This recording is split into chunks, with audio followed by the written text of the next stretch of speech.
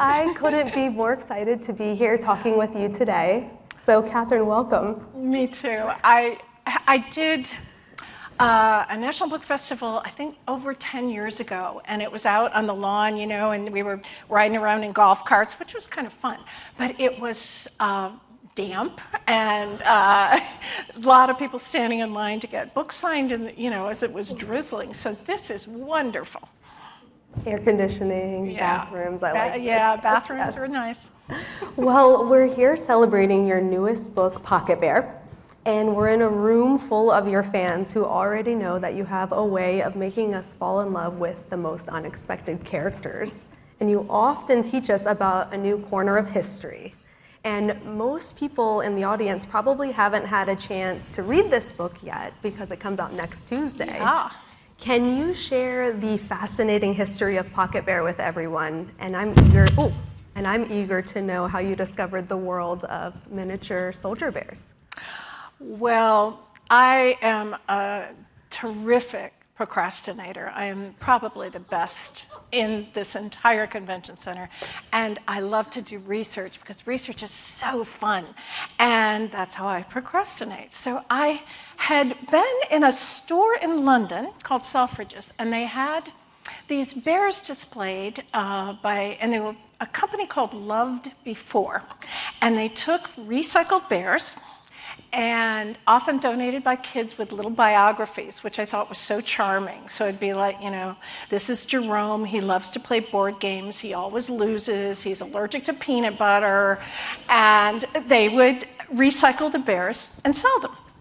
And I thought that was so sweet that I started looking around for ideas, and that is when I found out about soldier bears. So there are all these ingredients. It's like a very complicated recipe, this book, although it's a very simple story, really. Soldier bears, and this is so poignant, were 3.5 inches high, and they were made during World War I, which was over 100 years ago, awful war, like all wars, and this company in London called J.T. Farnell decided to make these little bitty bears. And the key was their eyes were up a little bit higher on their head than might be typical. So lovers and family members and sweethearts would give these little teeny bears to their soldiers as they headed off to the front. And they fit into their breast pocket, and when you looked down, presumably in the trenches, you saw this little teeny bear looking back up at you. And hopefully it reminded you of home, and might even have turned out to be a good luck charm.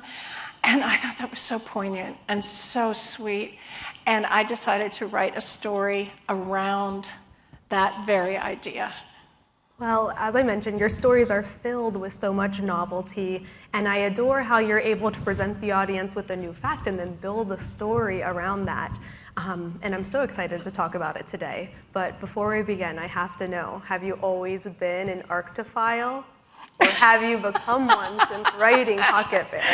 Actually, I had no idea what an Arctophile was until I wrote this. I was sad and embarrassed to confess. An Arctophile is a toy bear lover, and they are collectors. And there are collectors who are crazy about bears. There's the evolution of teddy bears, the bears that we call teddy bears, there's some dispute. On one side of the ocean in Germany, you had the Steiff Company, which is making little bitty bears. And at the same time, this is around 1902, 1903, in our neck of the woods in Brooklyn, there was a candy shop owner named Morris Mitchum who saw a cartoon about our president at the time, Teddy Roosevelt, who had spared the life when he was hunting of a little tiny bear cub. And people thought it was very charming and sweet that he didn't blow away the bear, I guess. And so Morris made a tiny little stuffed bear, put it in his candy shop window, called it Teddy's Bear, and that's how teddy bears were born. So I didn't know any of this going in. Little did I know that I believe the highest price on an auction bear was $2.1 million. So check your cupboards and your closets, because old stuffed bears are actually worth a lot of money. And check your cat's mouth, because as I was reading Pocket Bear, particularly loved meeting Zephyrina, who is a snarky klepto cat who voices the story with awesome humor, but it's also very complex in the sense that even though he probably wouldn't admit it, underneath his exterior, he's extremely loyal to those who he loves, and he has great compassion. What did telling the story from the point of view of Zephyrina allow you to explore?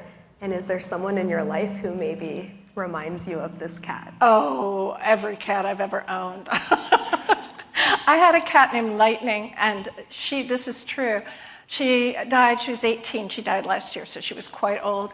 And for the first 14 years of her life, every time she saw my husband, she hissed at him. When he fed her, when he opened the door for her, just, one of those cats. So that's kind of what Zeph is like. I got the idea for Klepto Cats online, and you would be amazed at the number of cat burglars out there causing trouble in communities. So there are all these videos of people with big signs in their front yards saying, "Our cat is a klepto, our apologies," and then you'll see this long line of gloves and underwear and, frisbees and cats. I had a cat like that who just would randomly bring socks to me and announce it, very proud. So that's where Zeph came from. And then telling the story through Zeph's point of view. What do you think that Yeah, allowed you to? well, again, procrastinating. I like to try virtually every narrator possible. And when you're writing your own stories, you will find this is so true. It changes the story a lot depending on whose point of view, the person, the narrator, or character, or, a tree in my case. Whoever's telling the story will change it a lot. And I didn't want it to get too sweet. This is about stuffed animals. I needed somebody who kind of looking around and with a little bit of a jaded eye. And Zeph was just perfect for that. So I basically auditioned virtually every character in the book. And Zeph won. Well, I love Zeph. And Paws down.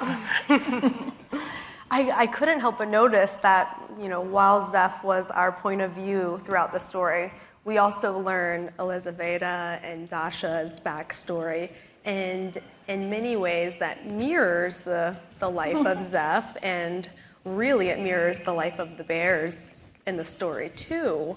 Was that intentional from the beginning, or did your story evolve to highlight that as a central pillar? I find I often write better stories when I'm mad about something. And Ivan comes to mind. I read an article about this gorilla stuck in a mall for 27 years, and I was mad, and I wrote a book. Wish Tree, I was mad. That was a newspaper article. Newspapers are news on paper, for those of you who are younger. And I think it was in Kansas. I'm not sure I have the place right. But this family had moved in, a family of refugees, to a house. They were so excited to be in this new community. And somebody put a big note on their door that said, "Go away."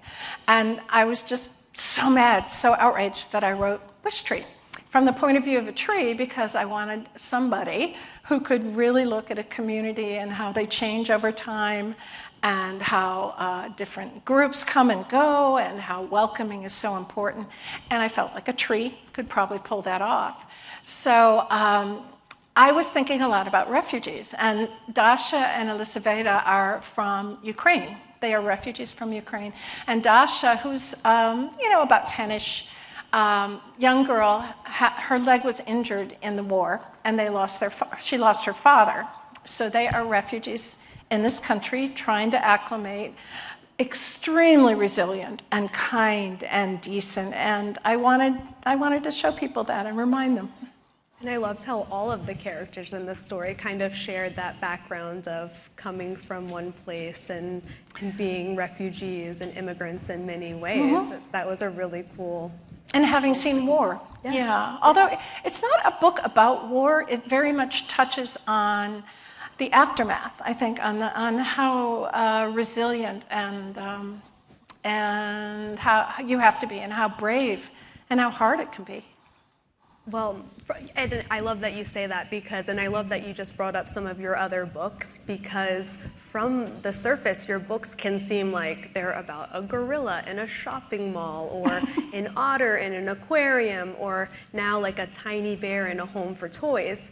But like in all of your books, you also tackle big themes like justice, belonging, and now in this new book, war and immigration. And I don't want to ask you like how you successfully integrate those themes into your books, because we have so much evidence of you doing that. But I'm really curious how you decide how much weight or heaviness to bring to a story that's meant for children. That's such an interesting point. We were talking about this because we love elementary school kids. You know, that I think my sweet spot for writing, I love you all, but like third, fourth, fifth, there's just second, third, fourth, fifth, that magic time when you're really idealistic and kind and open-minded, and you'll read anything, and if I say, yeah, it's a talking tree, you'll go, okay, sure, it's a talking tree. And I love that about you as an audience, but I also love, and this is why school visits are so important, because my kids are grown now, and I sometimes forget just how idealistic you are and how concerned you are about right and wrong and what you can do to affect the world. I mean, you get depressed, you go visit a fourth grade class and you'll feel a lot better. So I like to touch on darker stuff, and I think as long as you do it leavened with humor, which is so important, I think you can do it. Yep, you do it so perfectly too. Oh. Well, I have to imagine that in spending a significant amount of time researching and working on a new story, that you uncover new information and fascinations that you probably never dreamed of uncovering. But I also imagine that you walk away from every writing project really learning something about yourself. So what have you learned about yourself in writing Pocket Bear? Oh, that's a hard question. She's tricking me because, you know, she's just throwing in this one. I didn't know she was going to ask me this. It's deep and profound. You know, I think I learn, the funny thing, I learn most basically every time I write a story, and this is true of all you writers out there, I'm always kind of amazed I did it. I never believe, I've written over 150 books, many with my husband, and many of them awful. Not necessarily ones with my husband, but you know. I worked for a packager for a long time, so do any of you, the ladies, women of a certain age, remember Sweet Valley? 17 Sweet Valley twins, right here. So, do you remember the evil twin? Anyone? Jessica, exactly. So anyway, I as much as I've written, I'm always just so delighted that I brought a story full circle and that I had that commitment to it. And because it's hard. Her writing is hard. And that's just such a joyful moment. And then to have a kid, you come to a place like this and a kid says, I love this book. That's just the best. Well, I'm so grateful that I've had the chance to discuss this new book with you, and I really hope that everyone in the room goes home and reads this new story. But I really want to encourage parents and educators to consider this new novel as a read-along opportunity with their children, because you're able to weave in themes of like second chances, empathy, belonging. You talk about history, you talk about contemporary issues, and there's so much to discuss. Your book really opens up dialogue for some big and important conversations. And I was wondering, you know, what is it that you hope children and even adults who read this story take away from this new, sweet, and complex novel? You know, there's this moment that the guy running the show is named Pocket. And he's a 3.5-inch tall bear who had spent time in World War I with his soldier and then ended up in a cupboard for a very long time before being rescued. And he runs the show, and there are a lot of toys in this rehabbed effort. And they come alive at night, as we all know, toys. I did an interview the other day, and someone asked me about inanimate objects called toys, and I was like, No, they have very, very complicated emotional lives. We just don't get to see them. So at night, Pocket hangs out with this crew, and he comes from a military background, and he has to send them all back into their places before people wake up. And he always has the same benediction. May tomorrow bring you the second chance you all deserve. And I think that's such a lovely thought for all of us, because I don't know a person in the world who doesn't deserve a second chance. Well, I want to make sure that the audience has plenty of time to ask you questions of their own, but I just want to say that it's a really cool full circle moment sitting with you today, because as a 90s kid, I grew up reading your Animorphs series, which God, I'm so old.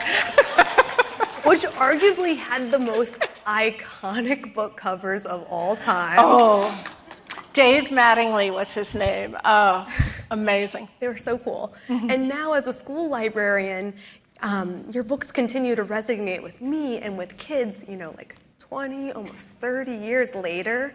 And it just really makes me wonder, what books were you reading as a kid? What would we find young Katherine Applegate reading? Oh, do you really want me to answer this? Because I always tell the truth when kids ask me this. When I was your age, I really didn't like to read. I know. And I'm saying this at a national book festival. Oh my. I will never be invited back. I know that's sacrilege. And most authors were reading, under the covers with a flashlight from, in utero, but I just wasn't that kid. And I thought it was really boring. I didn't see, why would you want to read about made-up people? I did love animals, though. I was absolutely sure I was going to grow up to be a vet. And in fact, in high school, I worked for a vet. And in about third grade, Mrs. Gray read Charlotte's Web to our class. And Charlotte's Web changed everything. It was the moment where I went, wait a minute, you can have stories about animals and they can talk? And to this day, I remember Mrs. Gray, and I hope all you parents and teachers and librarians take that to heart, because there's that moment where you change a life, and so often you don't get to see it. But she read that book to our class, changed my life. A Newbery Honor book, and now you have a book that's on the same level as Charlotte's Web. You have a Newbery winner. That's incredible. Well, it was a real light bulb moment, and you all will have that. If you're like me and your mom and dad dragged you here against your will, you don't have to raise your hands, but I know you're in there. There's a book out there, you're going to fall in love with it. It's just going to be the magical book that means everything to you. And maybe it'll be a graphic novel. I happen to know a graphic novelist right here in our audience. And maybe it'll be poetry. It could be anything. So hang in there, because there's a book that's going to change your life. I love that. Well, if there are any questions from the audience, there are mics on both sides. You are welcome to form a line behind the mics. Make sure you speak loudly into the mic. Oh, it looks like we have friends ready in this side right here. So I get that a lot of your books, you were mad about something which inspired you to write them, but what inspired you to write Crenshaw? Oh, well, I was mad about childhood hunger and homelessness. And Crenshaw is very much about that, except that I wanted to tell it from the point of view of a very large, possibly invisible cat. If you've ever, maybe some moms and dads have seen, there's an old movie called Harvey. I love Harvey. And Jimmy Stewart, and he's a grown man whose best friend is a puka, a giant invisible rabbit. And that's where I got the idea. So yes, I wanted to write about a giant invisible imaginary friend, but I also wanted to talk about what it's like for kids to have to go through that, because it's really tough. Good question, thank you. How do you deal with writer's block? Oh, this is so funny, because writers hate me, because obviously I've confessed I'm the worst procrastinator in the world, but I always tell people there's no such thing as writer's block. Do you get to have student block? Do you get to have teacher block? parent block. It's just writers are really, they're narcissistic and whiny and emotional and self-involved. And we're like, oh, I can't do it. So they had to give it a fancy name. But it just means you have a problem with your writing. And you're going to have it every single day. That's just part of anything. You know, it's anytime you try something new, you're going to have lots of failures and frustrations. So don't worry about it.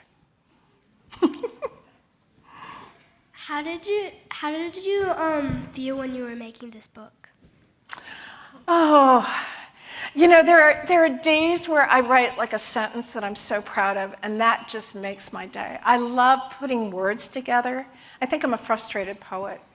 But plot is hard for me. Oh, man, I really struggle with plot. And so I vacillated between ecstasy and agony and just being absolutely sure it was the worst book ever.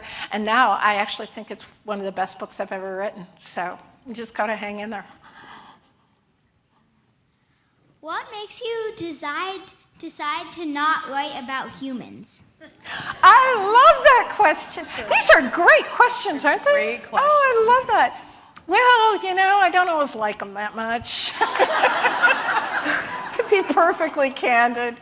I mean, you know, if I'm the person when you go into a cocktail party and there's a whole bunch of people and a dog, I go for the dog. So I just think humans are so confusing that if I look at them from someone else's point of view who's kind of outside, so that often means another species, I get a better sense of what's going on.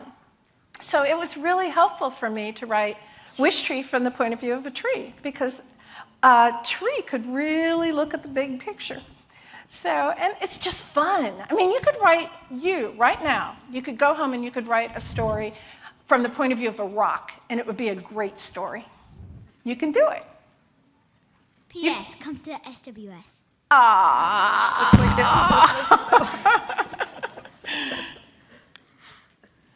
What inspired you to write The One and Only Bob? Oh, I love dogs. And I had written The One and Only Ivan, and I didn't think there was going to be a sequel, but oh man, Bob was just so fun because he was so sarcastic. Bob and Zeph are very similar in voice, I think. Just, you know, in your face and kind of streetwise. And I wanted to talk about his story because he had a whole different backstory. Backstory is what's already happened to you. And he was a stray, and he had a kind of sad and complicated beginning. So I thought it'd be really fun. Good question, thank you. What inspired you to write Otter? Oh, you know what? First of all, they're cute, right? I mean, can you hold that up? This is Charles Santoso has illustrated a lot of my books, including Otter and this one, and he does the best animals. And that's been on like the New York Times list for well over a year, and I don't think it needs any words in it. I think it's that cover. That cover is so adorable. But I started writing about him, and I knew nothing about otters, of course. And then I found out about this thing called a surrogate mom program. It turns out there are lots of orphan baby otters in Monterey Bay. Great white sharks, when they're young, are kind of not very bright about what they eat. So they will jump up and bite surfers or surfboards or otters. And otters don't taste good.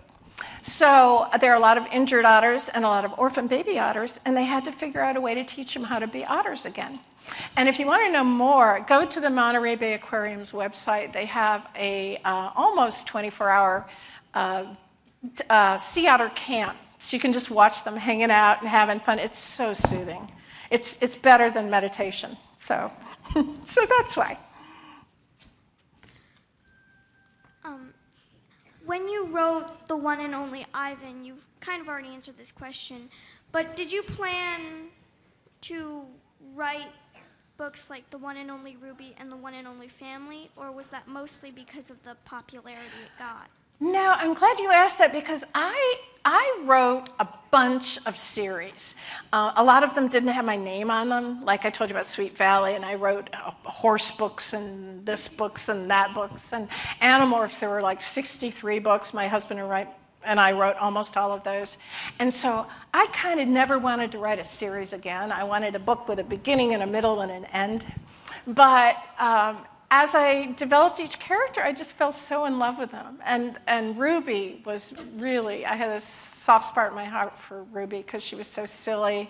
And then it was the idea of bringing them all back together again one last time kind of took over. Good question. Hi, I was wondering if you could tell us a little bit of what happens in Pocket Bear. Well, Zephyrina is bringing home all kinds of, she was bringing home live mice, and the owners were not all that excited about it. So she starts bringing home toys, trash toys, toys by the side of the road, and the mom and daughter rehab them. And then they try to give them new homes. They write little biographies for them. And a bear comes into their life that is possibly the very oldest bear in existence, the very first stuffed bear ever made. There is a story that the very first stuffed bear was made by the Steiff Company, they claim, and they have the design, but they don't actually have the bear. So if anyone ever finds this bear who is known, this is all true, as PB55, you will be a very, very wealthy human being. There is a story that the first shipment of PB55s, there were 3,000 of them, was on an ocean liner going across the water and sank. And those bears were never found. So this bear shows up, and it could be worth a lot of money. And some rather unscrupulous collectors get involved. So there's a lot of running around in muddy dogs and slobber and craziness. It's not all war. Thank you. I was wondering where you write best, like in your room, in an office, outside. You know, I used to think you had to have like the perfect office. And it turned out it was just another reason to procrastinate. And then we were coming home from Disney World. My husband was like blaring Rancid on the radio, and my kids were in the back whining about why weren't we home yet. And I put in some earbuds, and I realized, oh no, I can write anywhere, can't I? So it turns out you really can, as long as you have, a piece of paper or a laptop. Well, I'm getting my signal that it's time for Catherine to start heading to her book signing line. So I just want to thank you for being here today, thanking everybody for being here today to learn a little bit about Pocket Bear. If anyone still wants to meet with Catherine, she'll be in book signing line number 5 in Hall B, where she'll be signing copies of Pocket Bear, which is especially exciting because this book doesn't come out till Tuesday, so you can go get your hands on it a little bit early. It's contraband. Yes. Thank you. Thank you all so much.